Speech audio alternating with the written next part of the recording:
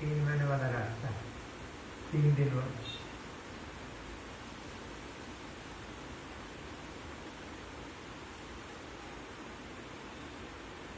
बारिश में नाक बंद होती है, नाक बंद होती है, वो प्रैक्टिस में खुलती है। आपने अगर बहुत जागरूकता से देखा होगा तो आपको पता लग जाएगा कौन कौन सी प्रैक्टिस है जिसमें वो ज़्यादा खुलती है, तो समाधान बन जाएगा। जो लोग रेगुलर पैर के कदमों में माटी के नीचे, यहाँ भी नहीं तो ये 2 साथ रेगुलर कर रहे हैं, तो उनको जल्दी से मौसम का असर नहीं है। आप ये पूछें एक्स्ट्रा क्या करें, सवाल मैं कहूँगा गलत। आपको किस चीज़ में एनर्जी मिलती है, किसमें आराम मिलता है, किसमें रिलैक्स होते हैं, वो खोजिए और वो कीजिए। मैं सीढ़ियाँ तक कर आता हूँ, उसके पीछे वजह है। मैं गाँव जाऊँगा तो वहाँ मुझे भाग दौड़ करनी पड़ेगी, वहाँ में लिफ्ट है, में कोई मदद करने वाला है, तो मुझे वो फिटनेस चाहिए। और इसके बिना भी चल सकता था, लेकिन फिलहाल मेरी मिसेज की तबीयत ठीक नहीं है, तो मैं उतना अपने लिए जो करना चाहिए मुझे अनवाइंडिंग रिचार्जिंग के लिए वो नहीं कर पाता। कसरत दिखाई देती है, कसरत से जो कुछ होता है वो भी दिखाई देता है। लेकिन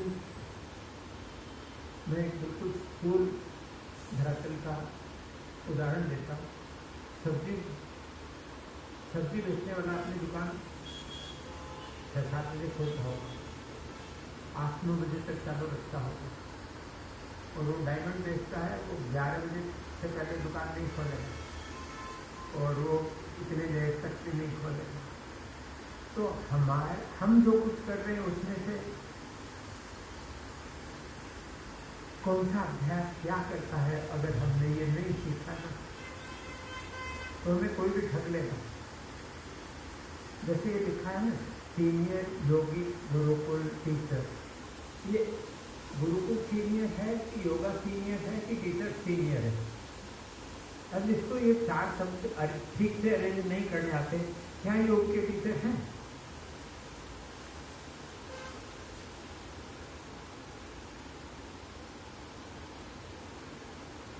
फिर लिखा है डेंटल एंड थेरापेटिक योग, ये समझदारी की बात। बीमार हो तो कुछ आराम से बन पाए वो करो। आपने कभी एक्सपेरिमेंट करके देखा है? कि अब मैं 32-33 साल का था तब मैंने एक एक्सपेरिमेंट किया। मैं सारी प्रैक्टिस करता था तो मुझे 1.5 घंटा लगता था। एक रोज 1.5 घंटे खाली बैठ करके मैंने अपने सांस को देखा। एक दिन बैठ करके अनुलोम विलोम किया 1.5 घंटे तक, एक रोज 1.5 घंटे तक डायफ्राम रीडिंग किया, एक रोज 1.5 घंटे तक रिलैक्सेशन किया। जो साइकोसोमेटिक प्रैक्टिसेस हैं मैं देर तक कर सकता था, वो 1.5 घंटा करके देखी मैंने। रिजल्ट एक ही था, मैं पहुँचता उसी जगह था सारी प्रैक्टिसेस से। मैं ये जरूर कहूँगा आप ये नहीं कीजिए, मेरी कंडीशनिंग अलग तरह की थी। देहात में जन्मा हूँ, 30 साल का था, जब तक हाथ में फावड़ा रहा है तो खेत में 5-7 घंटे खटना पड़ा है हमेशा। लेकिन ये करने पर मुझे एक जानकारी मिली कि तुमको क्या चाहिए, उसके क्या क्या रास्ते हैं। अब हर आदमी तो रिलैक्सेशन नहीं कर सकता, जैसे वो प्रियंका नहीं आई है अभी, उसकी बस की बात नहीं है ये। और डायफ्राम रीडिंग के बाद जब मैंने ये की ना, तो जिस तरह से वो अभ्रप्ति उठी थी ना अचानक, उसने कुछ पूछा था, मैंने कहा एक महीने कर लो फिर पूछना। मुझे मालूम था 1 महीने निभेगी पेपर है, ठीक है पेपर है। अगर 1 महीने कर लिया ना तो वो प्रश्न नहीं रहेगा, मैं जानता।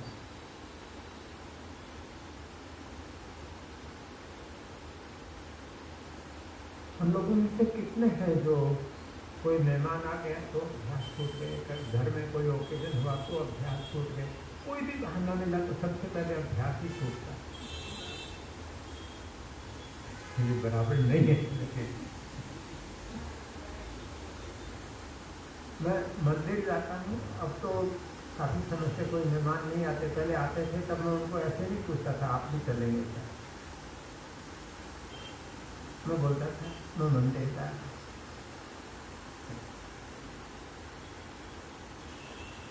मैं वहाँ भी किसी को ढोता रहूँ, उनसे बात करता रहो तो बात करना चाहेंगे, ये कितना पुराना है, ये मूर्ति कहाँ से आई, अरे जो है उससे जुड़ने की कोशिश करो, लेकिन वो तो बस की बात ही नहीं। हम अपने आप को समय नहीं दे पाते। मौसम तो कभी साथ देगा, कभी नहीं देगा। कठिन अभ्यास जब शरीर पहले से ही तकलीफ में है तब करने की चीजें हैं क्या? कठिन अभ्यास तब करने चाहिए जब वो सरल लगने लगे, जब उनमें मजा आने लगे। ये सबसे सीनियर है, ये बोलते हैं मैं सीढ़ियाँ चढ़ लूँगा।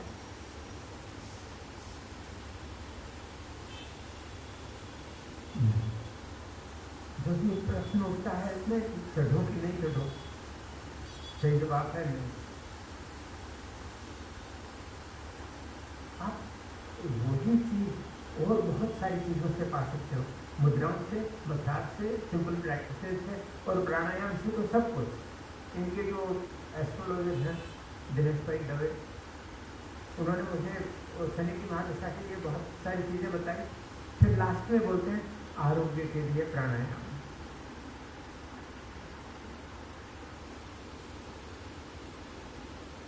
तो हम लोग प्राणायाम को टाइम कम क्यों देते हैं?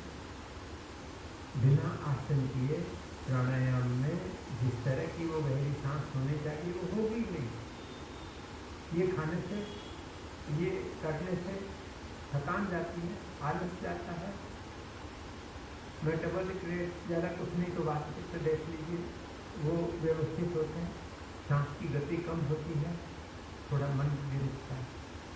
तब गुंजाइश है कि प्राणायाम बन पाए। एक बार प्राण का अनुभव हो गया ना तो उसके बाद फिर कोई बोले नहीं बोले आप प्राणायाम करना चाहेंगे और कैसे भी करके मैनेज करेंगे।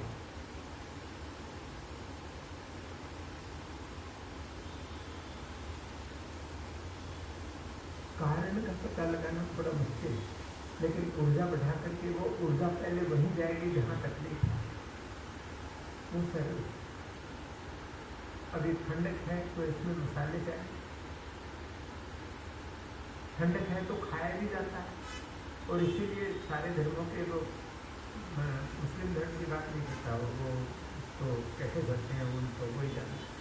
बाकी हमारे भारत की बहुत बड़ी समस्या था, हाई एनर्जी लेवल्स पर आदमी सोचता ही अलग तरह से।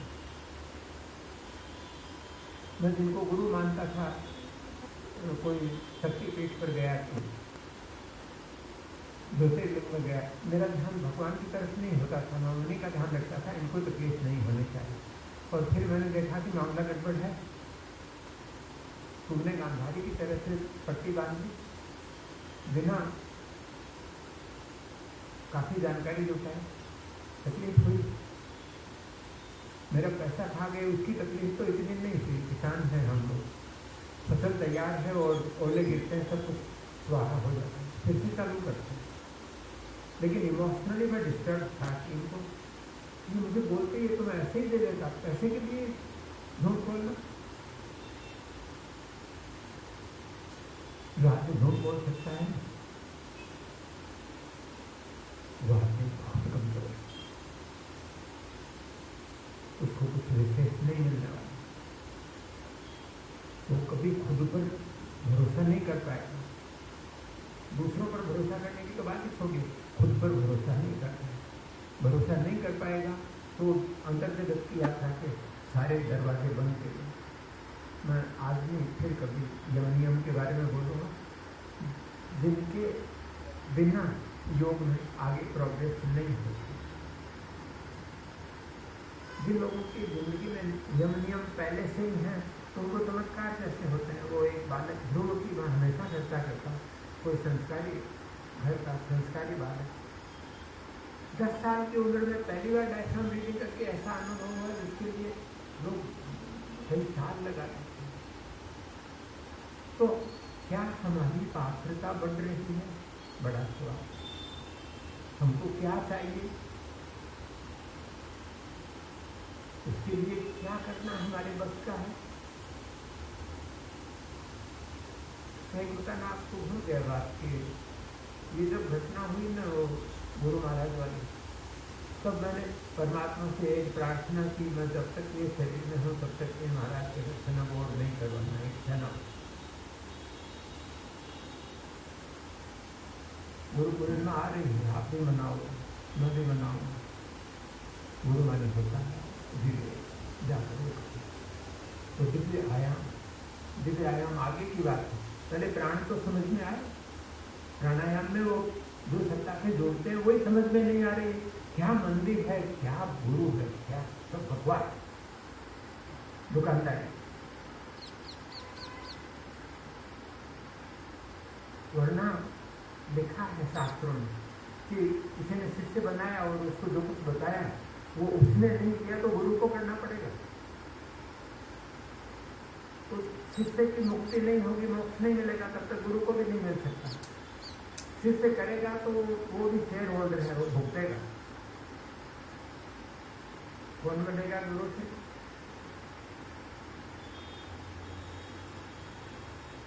मैं ज़्यादा यहाँ बहस कर नहीं बोल सकता। मैंने ऐसे दिग्गज लोग जिनके लिए हंगामा मचता है, वो गुरु पूर्णिमा तो सब के सब मुंबई आ जाते हैं। दो लोग आपस में बातें कर रहे थे तो पूछा उन्होंने, भाई कितना दिन हो गया? 1.25 महीना हो गया। तो बोलते अरे इन गैयों को तुम ही दूलोगे तो हम काहे को आए हैं? दोनों वृंदावन से।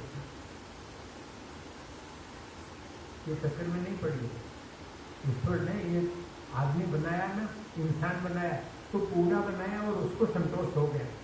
अब वो पूर्णता हमको खोजनी है और उसका एक तरीका योग। और हम जो कर रहे हैं ये शुरुआत की तैयारी है, ताकि हम अपने शरीर को, सांस को, प्राण को, मन को, बुद्धि को, उनको व्यवस्थित कर पाए, ताकि आगे वाली चीज़ें हमारे सिलेबस में आ जाए।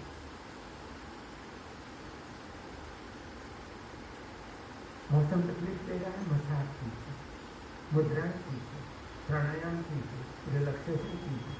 कुछ नहीं होता तो कॉमेडी मूवी देखिए, नींद आती है तो सो जाइए।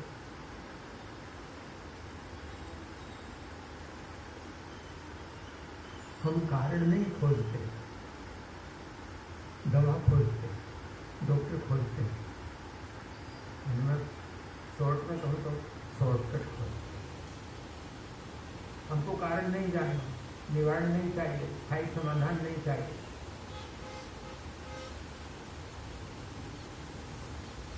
मैंने जो बताया इसमें आपको कोई ऐतराज हो तो बोल सकते। मैं एक संत के संपर्क में रहा, जब तक शरीर है तब तक उनको उनकी कृपा को भुला नहीं पाऊंगा। कोई दिन नहीं जाता जिस रोज 10-20 मिनट उनकी चर्चा नहीं होती। कभी आध्यात्म की चर्चा नहीं की, पैसे को हाथ नहीं लगाया। आश्रम लोगों ने बनाकर उनके गले डाल दिया और प्रार्थना की, महाराज आप एक रात से ज़्यादा कहीं रुकते नहीं हो, हमें दर्शन करने हो तो हम जाएं कहाँ? तो हमने अपनी सुविधा के लिए ये किया है। तो 30 साल उन्होंने अपना शरीर ओढ़ रखा, उन्होंने एक भी इधर उधर नहीं। साधारण सा भगवान उनका कपड़ा था, वो पहनते थे। साधारण सा कॉट होता था लकड़ी का बना हुआ, उस पर दरी बिछी होती थी, वैसी दरी नीचे दर्शनार्थी आते थे उनके लिए बिछी होती थी।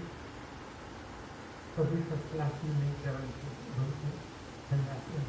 मेरे मानना कि लोग तो जा रहे हैं ऑर्डिनरी क्लास में, मैं फर्स्ट क्लास में जाऊँ।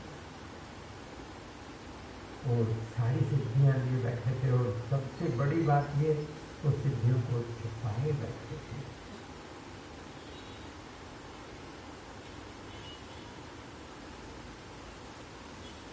ऐसे लोग थोड़े हैं, कम होते जा रहे।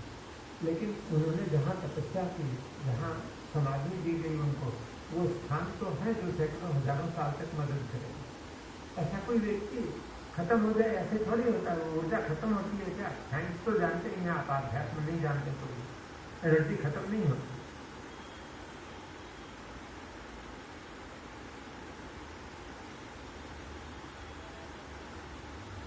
अब प्राणायाम के बारे में आपको कुछ पूछना है तो पूछिए।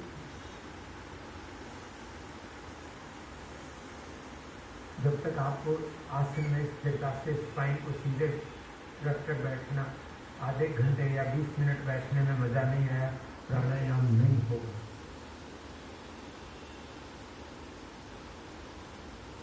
जब तक एक समय का भोजन किया नहीं किया उससे फर्क नहीं पड़ता। मैं डायबिटीज वालों की बात नहीं करता, उनको डोसेज के हिसाब से चलना होगा।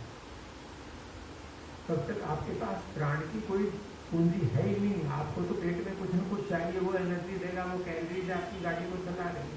तब तक प्राणायाम नहीं होगा।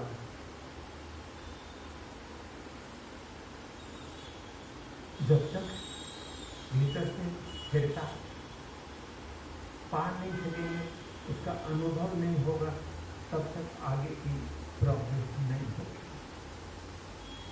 हमारी सारी तकलीफें हैं ना, वो क्यों हैं? हम या तो बाहर रहते हैं, यानी हमारी चेतना की बात कर रहा हूँ, हम तो शरीर बाहर भीतर रहे उससे कोई खास फर्क नहीं पड़ता। हमारी चेतना या तो बाहर रहती है या भीतर रहती है। जब वो बाहर ज़्यादा रहती है और भीतर एनफ नहीं रहती तो बीमार होता है। कोई नाक बंद होती है, कोई बीपी होता है, कोई जो कुछ भी होता है वो तभी होता है जब एनफ टाइम तक भीतर अपनी चेतना को, जागरूकता को रखने का कोई विधान हमने कर दिया जिसमें मजा आ रहा है, उसकी बात तकलीफें नहीं होती।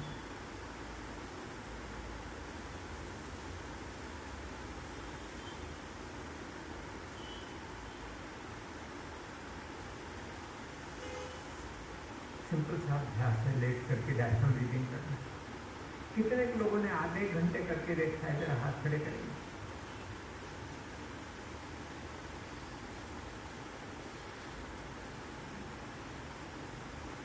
बाकी लोग भी करते हैं। देखिए, मैं एक चीज कहना चाहूँगा, शुरू में 2-4 मिनट तक तो साधारणतः मन टिकता ही नहीं। सांस की वो जिस तरह से स्टडी होना चाहिए, हारमोनियस होना चाहिए, वैसा होता नहीं। फिर स्थिरता धीरे धीरे करके आती। जैसे आपने आधा घंटा किया, वो आधा घंटे में जो लास्ट का 1 मिनट था ना, उसमें जितना किया उतना करने में शुरू में 10 मिनट लगे हम।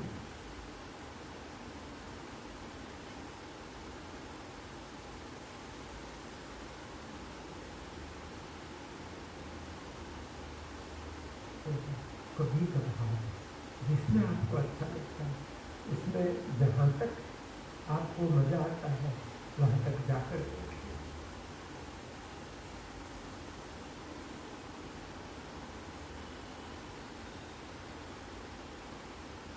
थोड़ा सा एक्शन लीजिए।